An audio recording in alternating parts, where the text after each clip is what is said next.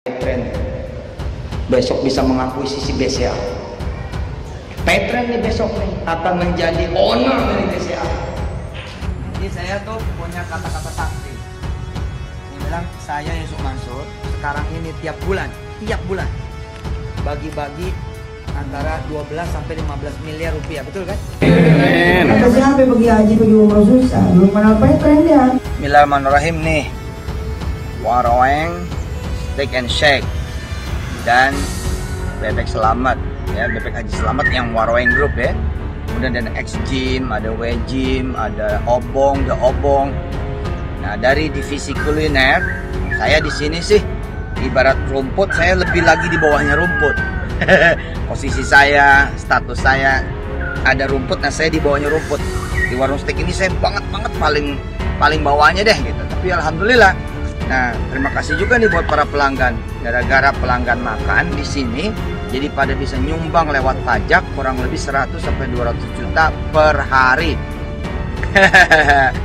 Lewati pada disenengin, bukan cuma dibayarin gaji yang tertundanya, tapi dibikinin rumah, dibikinin kemudian sekolahan, dibikinin ini itu, sehingga kemudian berubah. Percaya bisa begitu? Yang menjadi pertanyaan, mereka katanya bayar pajak saja satu hari antara 100 sampai 200 juta. Ya. Kemudian bagi-bagi uang antara 10 miliar sampai dengan 15 miliar. Nah, gaji karyawan yang 14 karyawan ini hanya sekitar 500 sampai 600 saja nggak dibayar. Ada karyawan yang lapor sana, lapor sini, gugat sana, gugat sini, lupa dia sama kebaikan kita. Lalu kemudian kita bisa bersabar, ya udah.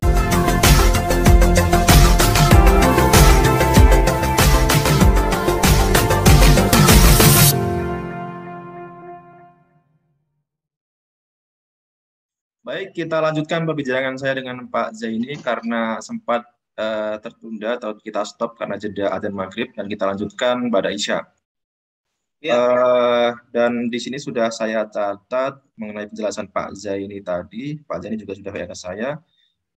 Dan pada tanggal 12 Mei kemarin ya Pak, di Disnaker Kota Bandung, dimediasi oleh pegawai di Disnaker Kota Bandung, dihadiri oleh kuasa hukum 14 ex karyawan Petren, Pak Zaini Mustafa dan Pak Sudaryanto ya Pak ya. Dan Sudaryanto.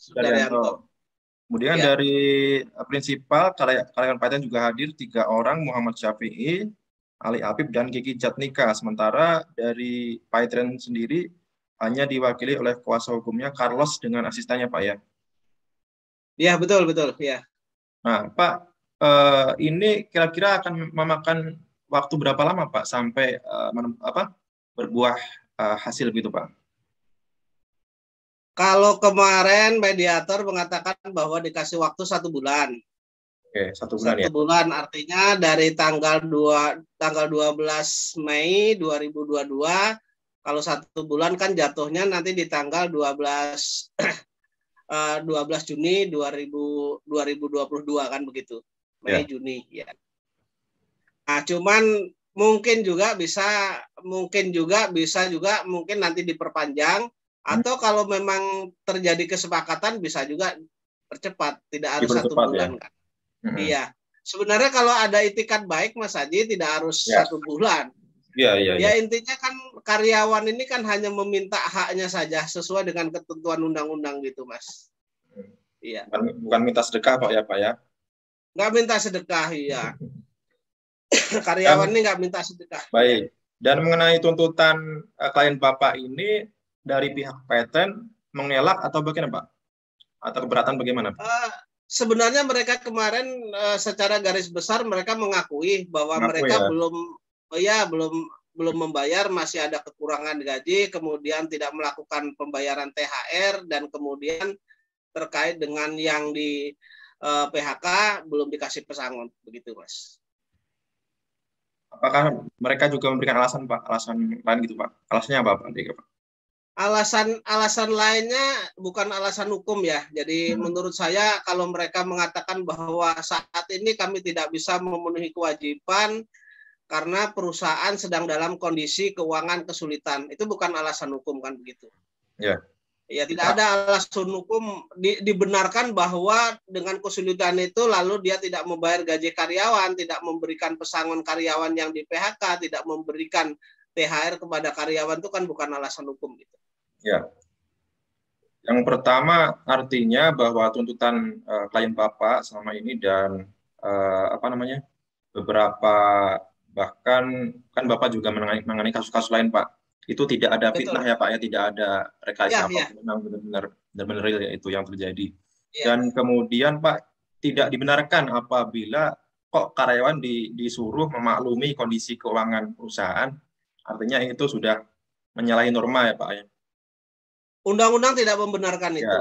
Jadi kalau karyawan bekerja ya karyawan harus digaji sesuai dengan ketentuan kesepakatan yang dilakukan. Dan kalau sekarang kan ada aturan misalnya di UMR, kan jelas begitu. Jadi tidak ada karyawan disuruh memaklumin, nggak ada. Iya, oke. Bisa dibilang kalau sampai ada pemilik perusahaan seperti itu ya bisa dibilang memalukan begitu Pak ya. Kalau ada perusahaan yang mengatakan bahwa karyawan harus memaklumi, itu melanggar undang-undang, Mas. Undang-undang. Karena undang-undang kan mengatur ketika karyawan bekerja ya karyawan harus digaji, kemudian ketika karyawan di PHK ada pesangonnya harus diberikan, ketika sudah melakukan pekerjaan kemudian hari raya harus ada THR-nya. Jadi kalau mereka tidak melakukan itu melanggar undang-undang, Mas. Justru nanti kalau tidak dibayar, kami juga setelah nanti ada anjuran, kami juga akan melaporkan kepada Depnaker terkait dengan bidang pengawasan, Mas. Gitu. Ya, apalagi kan pemiliknya sendiri juga sesumbar, bayar pajak sehari bisa sampai 100 juta, 200 juta, bagi-bagi uang 12 sampai 15 miliar per bulan begitu, Pak. Nah, itulah ya, itu yang menjadi pertanyaan. Iya. Yang menjadi pertanyaan, mereka katanya bayar pajak saja satu hari antara 100 sampai 200 juta. Iya. Kemudian bagi-bagi uang antara 10 miliar sampai dengan 15 miliar. Lah gaji karyawan yang 14 karyawan ini hanya sekitar 500 sampai 600 saja nggak dibayar kan? Iya. Artinya omongannya nggak sesuai dengan kenyataan lah. Gitu, Mas. Dan kemudian Pak, para karyawan ini tidak mendapatkan haknya kan sudah hampir 2 tahun ya, 2 tahun lebih ya bahkan. Ya, betul. Ya. Jika waktu itu hak mereka dapatkan, artinya bisa saja dia gunakan untuk mungkin usaha kecil-kecilan, untuk membahagiakan orang tua mereka, itu kan sudah bisa dikategorikan itu sebagai kerugian imateri, Pak. Apakah itu bisa dituntut juga, Pak? Jadi begini, karyawan saat ini belum menuntut denda dan lain sebagainya, ya. Mereka hanya menuntut pokoknya saja, Mas Haji. Hanya menuntut pokoknya, belum menuntut denda, belum menuntut kalau itu misalnya dibayar pada saat yang tepat lalu diusahakan sehingga mereka dapat keuntungan, enggak ke sana. Karyawan itu masih menuntut haknya pokoknya saja, Mas Haji. Ya. Sebenarnya bisa saja itu dituntut pada saat itu nanti ada ke PHI, kita tuntut bahwa ketika itu diberikan tepat pada waktu kan kita bisa mengusahakan dan lain sebagainya. Tetapi karyawan saat ini tidak menuntut ke sana. Gitu. Jadi masih menurut saya karyawan ini hatinya masih baik dan lurus gitu loh. Ya. Hanya menuntut haknya sesuai dengan ketentuan undang-undang yang ada. Yang lain enggak, Mas. Iya, justru malah. Iya. Justru malah karyawan ini yang berbaik hati begitu, Pak ya. Berbaik hati karyawan ini. Jadi mereka tidak menuntut denda dan lain sebagainya. Yang dituntut hanya ini saja, Mas. Pokoknya. Ya. Jadi kalau misalnya hanya pokoknya saja itu tidak diberikan perusahaan lah, sebenarnya sudah masuk juga misalnya mereka nanti ngelak lagi juga. Itulah kepada pengusaha, Mas, atau perusahaan, Mas. Oke. Ya. Oke, Pak, bisa dibilang itu dolim juga, Pak ya, apabila. Jadi itu zolim, ya. Oke. Dan harapannya sih tidak sampai ke PHI, Pak ya. Jadi dimediasi oleh pegawai Disnaker itu sudah ada kesepakatan, ada solusi begitu, Pak ya. Artinya kan jangan sampai ini kan karyawan bukan ratusan, bukan ribuan, cuma 14, nggak banyak juga gitu loh. Masa sih sampai harus prosesnya rumit seperti ini berbelit-belit? Kan mereka juga harus dari apa pemilik catering ini, Master ya, kan mereka juga harus membayar apa namanya lawyer begitu kan. Nah, daripada untuk membayar kan bisa langsung aja kasih apa yang dimau oleh apa hak-hak dari karyawan begitu kan. Daripada makan waktu. Inilah. Menurut saya ketimbang mereka buang-buang uang untuk bayar lawyer dan lain sebagainya, sudah bayar sajalah gitu. Karyawan ini dibayar klien saya ini gitu, Mas. Iya. Itu kan mungkin bisa dibilang lebih ini ya, lebih bijak begitu loh, Pak. Bahkan sampai Bapak sendiri mengundang untuk mediasi untuk bipartit katakanlah itu tidak mau menghadiri. Bahkan ini dimediasi oleh Disnaker juga hanya diwakili oleh kuasa hukumnya begitu, Pak. Jadi ya bisa dibilang habis manis sepah dibuang ya, padahal karyawan itu kan bisa dibilang juga berjasa untuk perusahaan begitu. Ya, jadi karyawan itu termasuk sebenarnya aset yang mencarikan uang perusahaan. Nah, perusahaan kalau mendapatkan hasil kan tentu ownernya juga pemegang saham dan pemegang sahamnya juga mendapat keuntungan dari sana, Mas. Nah, ketika ini karyawan saja tidak digaji, ini kan apalagi soal disuruh mengikhlaskan itu kan lain ceritanya itu. Ini hanya minta gajinya saja, Mas. Ya kita ulang lagi, bukan minta sedekah, bukan minta kasihan gitu loh. Iya. Minta hak mereka kok. Gitu. Oke, Pak. Agenda mediasi berikutnya kapan, Pak? Agenda mediasi berikutnya itu nanti tanggal 25 Mei ya, 25 Mei 2022. Kenanya di hari Rabu itu, Mas. Tepatnya nanti jam 1 siang kita mediasinya jam 1 siang. Oke. Di Bandung, Pak ya? Di Bandung ya, di Disnaker Bandung ya. Oke, baik, Pak. Mungkin ini agak bisa saya tambahkan sedikit, Mas? Silakan, Pak. Jadi begini, Mas, terkait dengan permasalahan antara klien saya, yaitu ex karyawan yang dirumahkan PT Peritra Sentosa Internasional, yang mana itu lebih dikenal dengan Paytrend, yang digembar-gemborkan Ustadz Yusuf Mansur akan go public, saya bilang, ya seharusnya ownernya ini ya kooperatif dan beritikat baik untuk menyelesaikan kewajibannya terhadap karyawan. Bagaimana mereka mau go public kalau karyawannya saja tidak dibayar, kan begitu, Mas? Itu permintaan saya, harapan saya terhadap owner daripada PT PSI atau Paytrend, Mas, gitu. Terus kemudian harapan saya terhadap negara terkait dengan perkara-perkara yang seperti ini.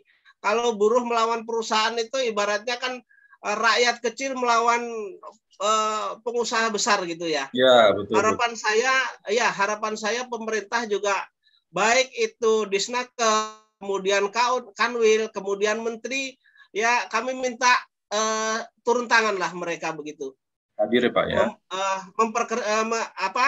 Posisinya memperjuangkan hak-hak rakyat kecil gitu. Ya. Itu, Mas. Ya, harapan saya itu gitu, Mas. Ya, oke. Tanpa pandang bulu, meskipun pihak ini adalah seorang ustadz begitu, Pak ya? Tanpa pandang bulu. Kalau yang namanya pekerjaan kan tanpa pandang bulu. Apakah ini ustadz, apakah ini pengusaha non muslim, tanpa pandang bulu harus dipukul rata. Dan kemudian tambahan sedikit lagi, ini kan terkait dengan karyawan, kejadian di Bandung. Saya minta juga kepada lembaga-lembaga, yaitu misalnya Perserikatan Buruh dan lain sebagainya, lembaga-lembaga itu bantulah ini teman-teman yang terzolimin ini, yang dizolimin oleh pengusaha atau perusahaan ini. Di sana kan banyak sebenarnya lembaga-lembaga buruh ini kan banyak. Mereka ya tolonglah kami, tolong klien saya ini mereka perjuangkan juga gitu. Hari ini mungkin, Mas, hari ini hanya menimpa klien saya, bisa saja menimpa yang lainnya begitu, Mas. Buruh-buruh yang lainnya. Ya, intinya bagaimanapun mereka adalah saudara kita, Pak ya. Saudara kita yang butuh kehidupan, butuh makan. dan tenaga mereka yang sudah mereka keluarkan harus dibayar, begitu Mas. Ya, oke Pak. Nah, pihak pemilik PyTran ya, ini kan seorang ustadz yang tentunya tahulah artinya bagaimana seseorang usaha itu wajib membayarkan apapun hak karyawan gitu. Padahal kan juga ada hadis bahwa bayarlah upah karyawan itu sebelum keringatnya kering gitu Pak. Setidaknya kan ada permintaan maaf secara terbuka gitu loh Pak. Itu kan seharusnya Pak ya, karena kan ya begitu. Nah, ini saya tanya satu pertanyaan lagi Pak ya, terakhir ya Pak ya. Baik Mas. Saya dihubungi salah satu pengguna PyTran Pak, dia dan juga itu merasa dirugikan setelah mereka bisnis melalui PyTran ini Pak. Nah, teman yang lain itu enggan cerita karena apa? Karena ini saya baca WA-nya, karena beliau merasa sudah tutup buku atau move on dari kisah kelam bersama PyTran. Dan juga korban-korban bisnisnya siapa? Pak Jaman itu sudah malas bicara karena mendengar namanya saja sudah enak gitu Pak. Nah, oke, Pak. Kalau misalkan nih Pak, dari pengguna PyTran sendiri yang merasa dirugikan, itu ingin menuntut karena sudah dirugikan dengan iming-iming menjanjikan dari PyTran yang nyatanya bullshit ini, nyatanya omong kosong, itu apakah bisa dituntut secara hukum Pak? Oh, bisa saja Mas. Jadi di PyTran saya pelajari, jadi di sana ada pengguna. Kemudian ada pengguna saja, misalnya mereka top up terkait dengan uang elektronik, misalnya begitu ya. Terus kemudian kan di sana saya pelajarin juga, ada juga mereka ada yang sebagai mitra.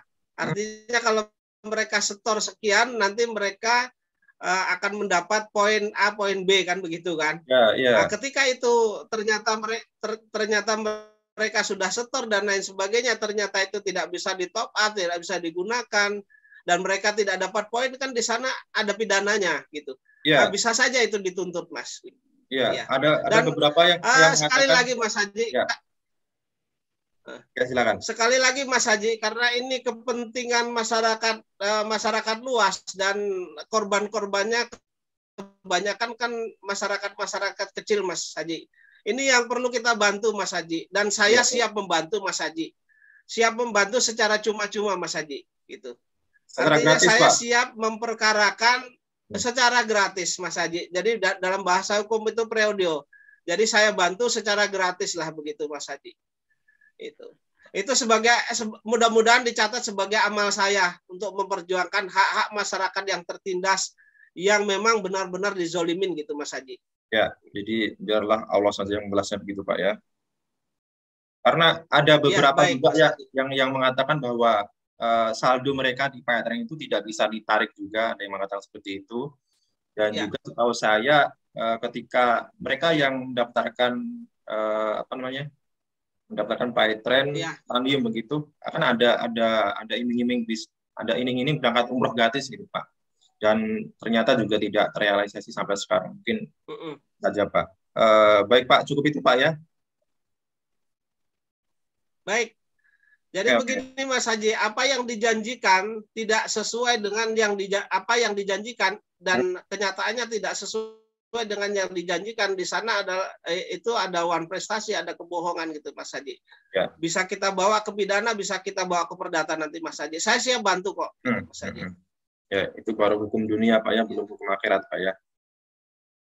Iya, ini baru hukum dunia, tapi harus kita clearkan. Jangan kita karena kita dibohongin kecil kemudian nanti ya sudah di akhirat saja. Kan kita harus berusaha juga di dunia ini Mas Haji untuk mencegah amal ma'ruf nahi mungkar ini kan dimulai dari dunia Mas Haji. Jangan sampai berlanjut kemudian banyak korban-korban lain gitu Pak ya. Dan Betul, tujuan saya begitu Mas Haji. Dan juga untuk meringankan. Jadi yang sudah merasa dibohongi ya bergerak. Jangan nanti timbul korban-korban lainnya begitu Mas Haji. Oke. Yang kedua juga untuk meringankan pihak ini ya, pihak milik Paetre ini ya. Meringankan hisab mereka nanti. Hisab mereka. Oke Pak, saya kira cukup itu. Terima kasih banyak atas waktunya Pak Zaidi Mustafa. Salam buat klien Bapak, klien Paetre ini Pak. Tetap berjuang Pak. Amin, amin, amin Mas Haji. Ya, saya dorong mereka untuk kuat, saya dorong mereka untuk berusaha memperjuangkan haknya, karena perjuangkan hak itu adalah kewajiban Mas. Ya, Siap, saya kira Mas. banyak teman-teman kita yang mendukung mereka Pak. Iya, mohon doanya seluruh pemirsa di sepertiga malamnya ya, mohon doanya. Ya. Semoga Allah segera memberikan penyelesaian terhadap urusan-urusan ini, Mas. Gitu. Baik, Pak. Sampai jumpa di pertemuan selanjutnya, Pak. Semoga nanti kita bisa bertatap muka langsung, Pak. Jangan isu. Baik, Mas Haji. Okay. Terima kasih, Mas Haji. Ya. Mas Haji. Ya. Oke, Waalaikumsalam, Pak. Waalaikumsalam warahmatullahi wabarakatuh, Mas Haji. Yes. Terima kasih, Pak. Cukup, Pak. Tuan undang-undang begitu, Mas Haji.